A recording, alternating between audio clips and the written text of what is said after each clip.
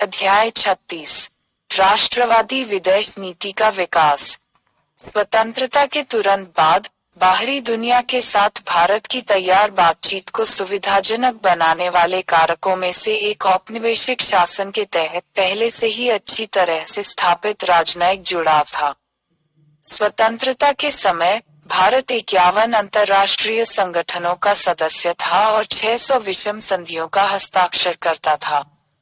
प्रथम विश्व युद्ध के बाद भारत ने वर्साय संधि पर हस्ताक्षर किए थे। मोटे तौर पर उस युद्ध में 10 लाख से अधिक सैनिकों का योगदान देने के परिणामस्वरूप 1920 के दशक में यह League of Nations, International Labour Organization और इंटरनेशनल कोर्ट ऑफ जस्टिस का संस्थापक सदस्य था। इसने 1921-22 में नौसेना आयुध पर वाशिंगटन सम्मेलन में भाग लिया। 1920 से लंदन में एक भारतीय उच्चायुक्त थे। प्रथम विश्व युद्ध से पहले भी भारतीय नागरिक कुछ राजनयिक पदों पर कार्यरत थे। यह कोई संयोग नहीं था कि भारतीयों ने स्वतंत्रता के तुरंत बाद संयुक्त राष्ट्र और संबद्ध एजेंसियों में सबसे बड़ी और सबसे प्रभावशाली गैर पश्चिमी टुकड़ी का गठन किया।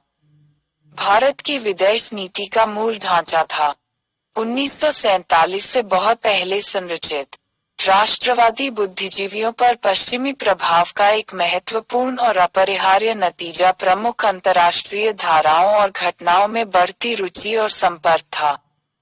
धीरे धीरे राष्ट्रवादी विचारकों को यह एहसास होने लगा कि उपनिवेशवाद और साम्राज्यवाद में एक अंतर्राष्ट्रीय है चरित्र और बहुत व्यापक प्रभाव।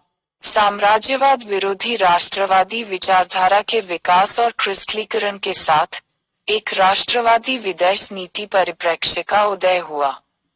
इन व्यापक चरणों के तहत इस नीतिगत परिप्रेक्ष्य के विकास का पता लगाया जा सकता है। 1880 से प्रथम विश्व युद्ध तक साम्राज्यवाद विरोधी और अखिल एशियाई भावना। 1878 के बाद अंग्रेजों ने कई विस्तारवादी किए, जिन अभियानों का राष्ट्रवादियों ने विरोध किया था। इन अभियानों में शामिल हैं दूसरा अफगान युद्ध 1878-80, मिस्र में कर्नल अरबी द्वारा राष्ट्रवादी विद्रोह को दबाने के लिए 1882 में इंग्लैंड द्वारा सैनिकों का प्रेषण, 1885 में बर्मा का विलय, 1903 में करजन के तहत तिब्बत पर आक्रमण तथा में 1890 के दशक के दौरान कई अनुलग्नक उत्तर पश्चिम में रूसी प्रगति को रोकने के लिए राष्ट्रवादियों ने इनके आदिवासियों के प्रतिरोध का समर्थन किया। अंग्रेजों द्वारा साहसिक आक्रामक साम्राज्यवाद के स्थान पर राष्ट्रवादियों ने शांति की नीति की वकालत की। 1897 में कांग्रेस अध्यक्ष सी शंकरन नायर ने कहा, हमारी सच्ची नीति एक शांतिपूर्ण नीति है। तो 1880-1914 के दौरान उभरते हुए विषय थे। एक, स्वतंत्रता के लिए लड़ रहे अन्य उपनिवेशों के साथ एकजुटता, जैसे रूस, आयरलैंड, मिस्र, तुर्की, इथियोपिया, सूडान, बर्मा और अफगानिस्तान। 2. अखिल एशियाई भावना में परिलक्षित 1885 में बर्मा के विलय की निंदा। औद्योगिक विकास के उदाहरण के रूप में जापान से प्रेरणा। आइहो तूफान विद्रोह 1895 के अंतर्राष्ट्रीय दमन में जापान की भागीदारी की निंदा। चीन को विभाजित करने के साम्राज्यवादी प्रयासों की निंदा। जापान द्वारा ज़ारिस्ट रूस की हार जिसने यूरोपीय श्रेष्ठता के मिथक को तोड़ दिया तथा बर्मा की स्वतंत्रता के लिए कांग्रेस का समर्थन। पहला विश्व युद्ध। राष्ट्रवादियों ने ब्रिटिश भारत सरकार का इस विश्वास में समर्थन किया कि ब्रिटेन लोकतंत्र के उन्हीं सिद्धांतों को लागू करेगा जिसके लिए उन्हें लड़ना चाहिए था। युद्ध की समाप्ति के बाद कांग्रेस ने शांति सम्मेलन में प्रतिनिधित्व करने पर जोर दिया। 1920 में कांग्रेस ने लोगों से पश्चिम में लड़ने के लिए सेना में शामिल नहीं होने का आग्रह किया। 1925 में कांग्रेस ने सुन यात सेन के तहत चीनी राष्ट्रवादी सेना को दबाने के लिए भारतीय सेना के प्रेषण की निंदा की। 1920 और 1930 के दशक समाजवादियों के साथ पहचान। 1926 और 1927 में नेहरू यूरोप में थे, जहां वे समाजवादियों और अन्य वामपंथी नेताओं के संपर्क में आए। इससे पहले दादाभाई नौरोजी ने अंतर्राष्ट्रीय समाजवादी कांग्रेस के हैग अधिवेशन में भाग लिया था। वह एचएम के करीबी दोस्त थे। हिंडमैन, प्रसिद्ध समाजवादी। लाजपत राय ने 1914 से 1918 तक अमेरिका की अपनी यात्रा के दौरान अमेरिकी समाजवादियों के साथ भी संपर्क बनाए। गांधी के टॉल्स्टॉय और रोलैंड रोमेन के साथ घनिष्ठ संबंध थे।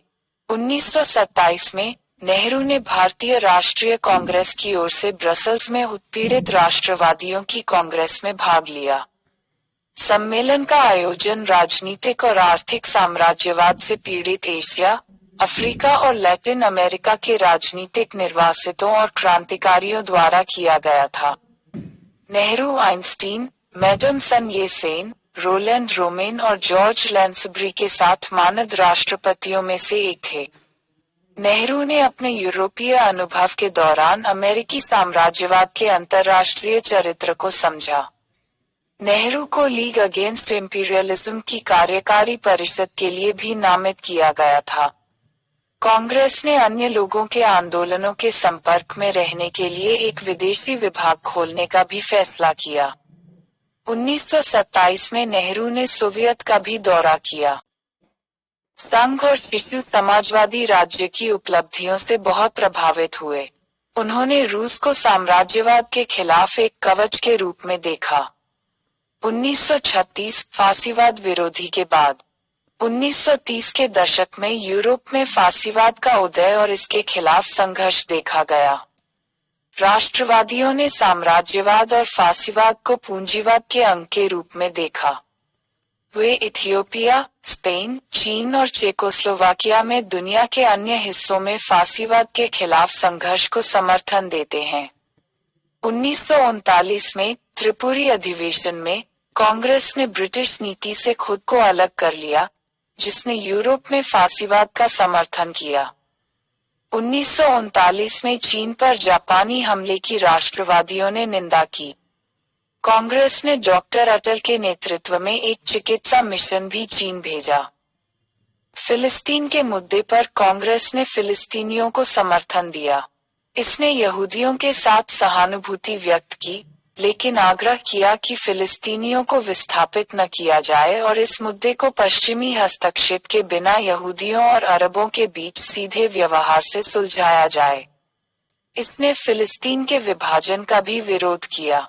आजादी के बाद नेहरू को अक्सर स्वतंत्र भारत की विदेश नीति का निर्माता कहा जाता है।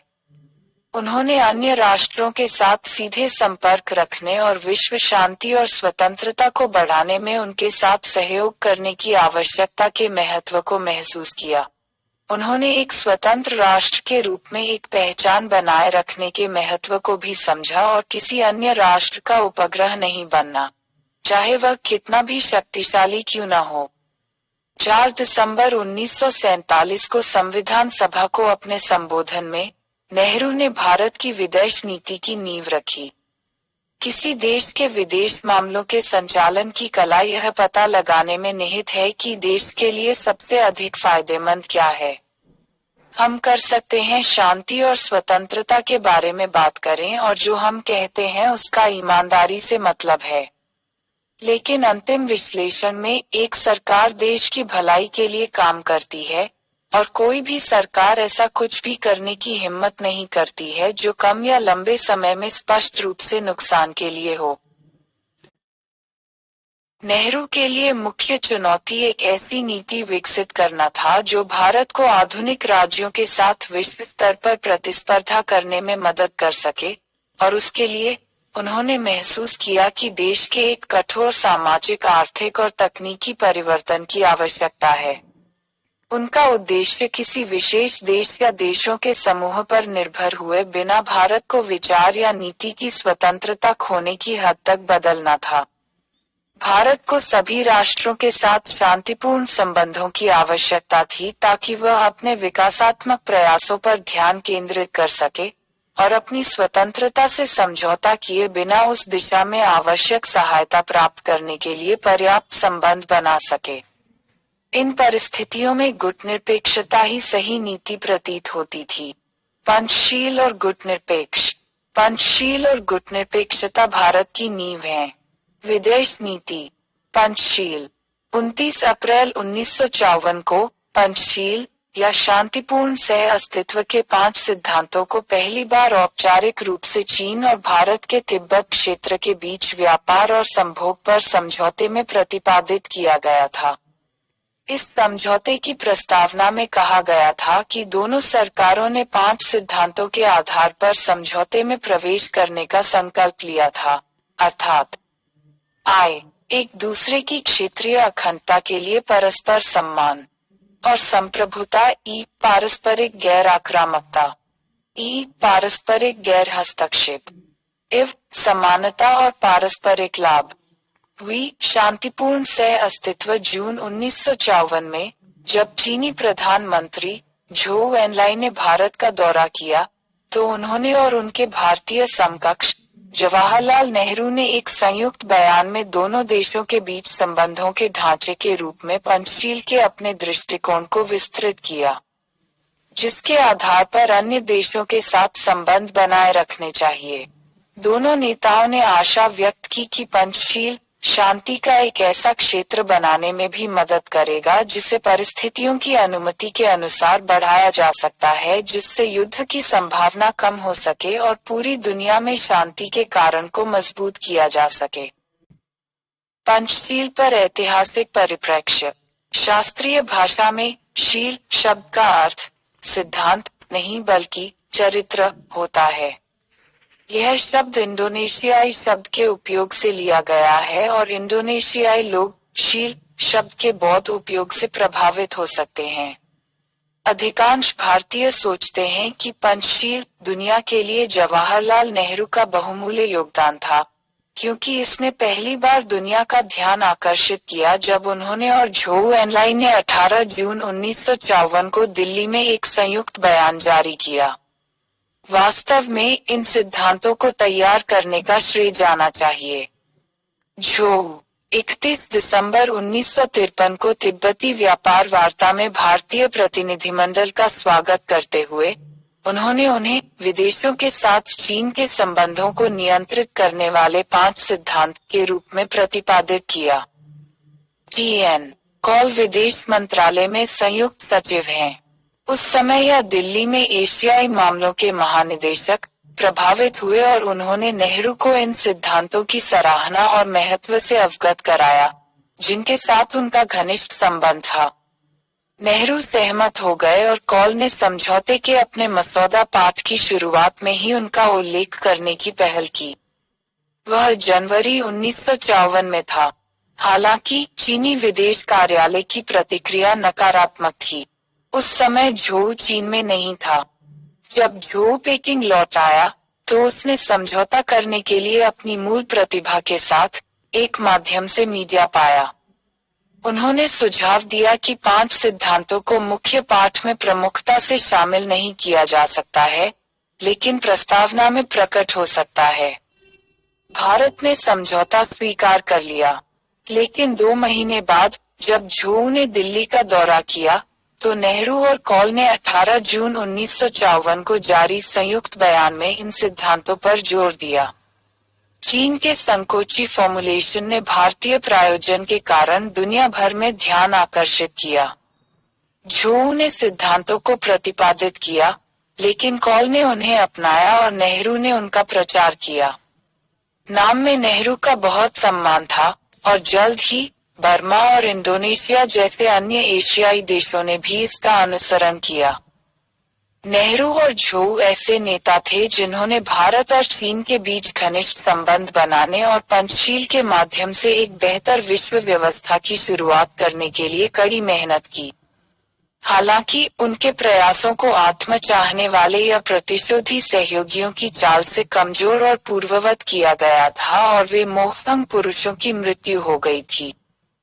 स्रोत वी. परांजपे, पूर्व में भारत सरकार के चीनी भाषा विशेषज्ञ, the Hindustan times of June 2004 में।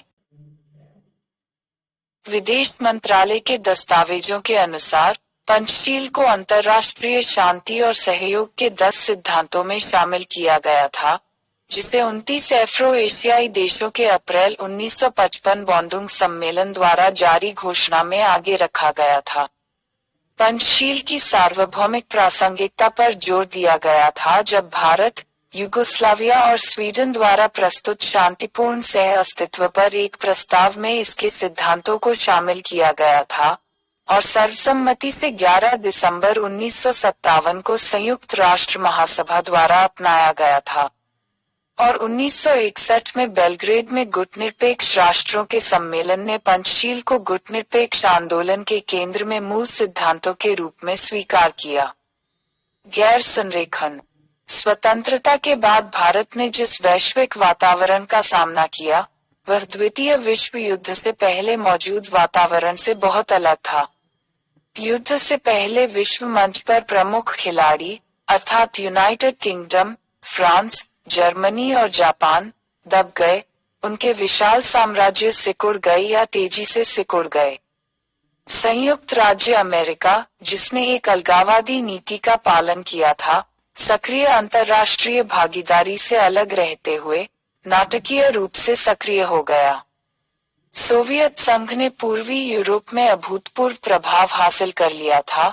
इसके अलावा पूर्वी मोर्चे पर जर्मन ताकत को कुचलने के लिए एक शक्तिशाली राज्य के रूप में मान्यता प्राप्त करने के अलावा, जहां अधिकांश जर्मन सैन्य हताहत हुए थे। यदि अमेरिका ने 1945 में अपनी परमाणु हथियार क्षमता का प्रदर्शन किया, तो यूएसएसआर ने 1949 में अपने स्वयं के परमाणु परीक्षण के अनुरूप किया। द्वितीय विश्व युद्ध के मद्देनजर शुरू हुए शीत युद्ध का इतिहास में कोई उदाहरण नहीं था। लगभग संपूर्ण विकसित दुनिया दो विरोधी परमाणु सशस्त्र ब्लॉकों में विभाजित थी, जिसमें अमेरिका और यूएसएसआर महाशक्तियों के रूप में अग्रणी थे। युद्ध पूर्व वर्षों की शक्ति कूटनीति का संतुलन इस प्रकार औद्योगिकृत देशों से गायब हो गया। तीसरी दुनिया महाशक्ति प्रतियोगिता के लिए एक सरोगेट क्षेत्र बन गई। इस बीच विघटन तेजी से आगे बढ़ रहा था और अधिक से अधिक स्वतंत्र देश उभर रहे थे, ज्यादातर एशिया और अफ्रीका में। 1950 के दशक के मध्य तक चीन सोवियत संघ के साथ जुड़ा रहा। भारत ने खुद को दो ब्लॉकों के बीच युद्धाभ्यास करने की क्षमता वाला सबसे बड़ा देश पाया। इस समय सोवियत संघ के पास औपनिवेशिक जुए से उभरने वाले देशों को प्रभावित करने के लिए आर्थिक या सैन्य समर्थन क्षमता नहीं थी। यह पश्चिम था जिसने नए स्वतंत्र देशों को अपने रणनीतिक समूह में शामिल करने का प्रयास किया। पश्चिम के साथ संरेखन आर्थिक रूप से आकर्षक था, लेकिन इससे एक आश्रित संबंध बन जाता था, जिसे अधिकांश नए स्वतंत्र देशों ने आत्मनिर्भर विकास में बाधक के रूप में देखा था। अपने सामाजिक झुकाव के बावजूद भारत के लिए कम्युनिस्ट गुट के साथ गठबंधन करने का विचार संभव नहीं था।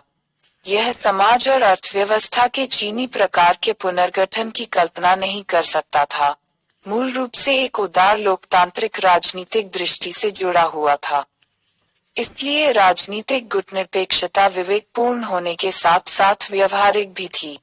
अन्य देशों के घरेलू मामलों में गैर हस्तक्षेप के सिद्धांत और अपनी संप्रभुता, जो भारत की विदेश नीति के मूल सिद्धांत हैं, को बनाए रखना गुटनिरपेक्षता की अवधारणा के क्रिस्टलीकरण में विकसित हुआ।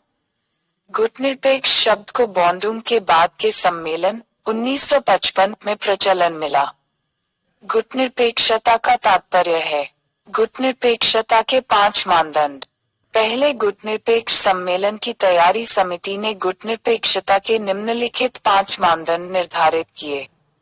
एक देश को के आधार पर एक स्वतंत्र नीति का पालन करना चाहिए। शांतिपूर्ण सह अस्तित्व और गुटनिरपेक्षता। इसे अन्य देशों में राष्ट्रीय स्वतंत्रता आंदोलनों का लगातार समर्थन करना चाहिए था। यह बहुपक्षीय सैन्य गठबंधनों का सदस्य नहीं होना चाहिए। महाशक्ति संघर्षों के संदर्भ में संपन्न हुआ। यदि उसने सैन्य ठिकानों को स्वीकार कर लिया है, तो ये रियायतें महाशक्ति संघर्षों के संदर्भ में नहीं दी जानी चाहिए थी। यदि यह द्विपक्षीय या क्षेत्रीय रक्षा व्यवस्था का सदस्य है, तो यह महाशक्ति की राजनीति के संदर्भ में नहीं होना चाहिए। नाम के 5 अग्रणी नेता। 1. युगोस्लाविया के राष्ट्रपति टीटो, मूल नाम जोसेफ ब्रोज। मिस्र के राष्ट्रपति गमाल अब्देल नासिर। घाना के राष्ट्रपति क्वामे नक्रमा। इंडोनेशिया के राष्ट्रपति सुकर्नो। भारत के प्रधानमंत्री जवाहरलाल नेहरू। 2 सत्ता ब्लॉकों के बीच विवाद में किसी भी पक्ष के साथ खुद को संरेखित करने के लिए एक राज्य का सक्रिय इनकार।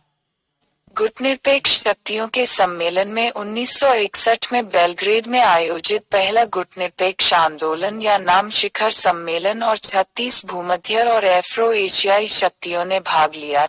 जवाहरलाल नेहरू ने गुटनिरपेक्षता का सार समझाया। हम खुद को सम्मेलन कहते हैं। गुटनिरपेक्ष देशों। अब गुटनिरपेक्ष शब्द की अलग अलग व्याख्या की जा सकती है, लेकिन मूल रूप से इसका इस्तेमाल किया गया था और लगभग इस अर्थ के साथ गढ़ा गया था: दुनिया के अधिक से अधिक शक्ति वाले गुटों के साथ गैर संरेखित। गुटनिरपेक्ष का एक नकारात्मक अर्थ है, लेकिन यदि आप इसे सकारात्मक देते हैं इसका अर्थ उन राष्ट्रों से है जो युद्ध के उद्देश्य से इस लाइनिंग पर आपत्ति करते हैं: सैन्य ब्लॉक, सैन्य गठबंधन और इसी तरह। इसलिए हम इससे दूर रहते हैं और हम अपना वजन, जैसे कि यह है, शांति के पक्ष में फेंकना चाहते हैं। उद्धरण चिन्ह। गुटनिरपेक्षता भारत की विदेश नीति की विशेषता है। भारत नाम के संस्थापक सदस्यों में से एक था। शीत युद्ध के दौर में भारत ने किसी भी महाशक्ति का पक्ष लेने से इनकार कर दिया और गुटनिरपेक्ष बना रहा। हालांकि गुटनिरपेक्षता को तटस्थता के साथ भ्रमित नहीं होना है। एक तटस्थ राज्य 2 गुटों के बीच शत्रुता के दौरान निष्क्रिय या निष्क्रिय रहता है। तटस्थता मूल रूप से बनी रहती है युद्ध के समय में, जबकि गुटनिरपेक्षता की प्रासंगिकता युद्ध और शांति दोनों समय में होती है। तटस्थता निष्क्रियता के बराबर है। एक तटस्थ देश की मुद्दों पर कोई राय, सकारात्मक या नकारात्मक, नहीं होती है। हालांकि गुटनिरपेक्षता का पालन अंतर्राष्ट्रीय मुद्दों पर सकारात्मक और रचनात्मक राय रखना है। भारत ने विभिन्न मुद्दों पर अपने गुटनिरपेक्ष, न कि तटस्थ, रुख पर दृढ़ता और दृढ़ता से जोर दिया है। गुटनिरपेक्षता भारत की विदेश नीति के सिद्धांतों में से एक के रूप में अंतर्राष्ट्रीय शांति, निरस्त्रीकरण और क्षेत्रीय स्वतंत्रता को बढ़ावा देने का प्रयास करता है। इसका उद्देश्य साम्राज्यवाद और आधिपत्य को समाप्त करके और एक न्यायसंगत और समान विश्व व्यवस्था की स्थापना करके अंतर्राष्ट्रीय संबंधों का लोकतंत्रीकरण करना है।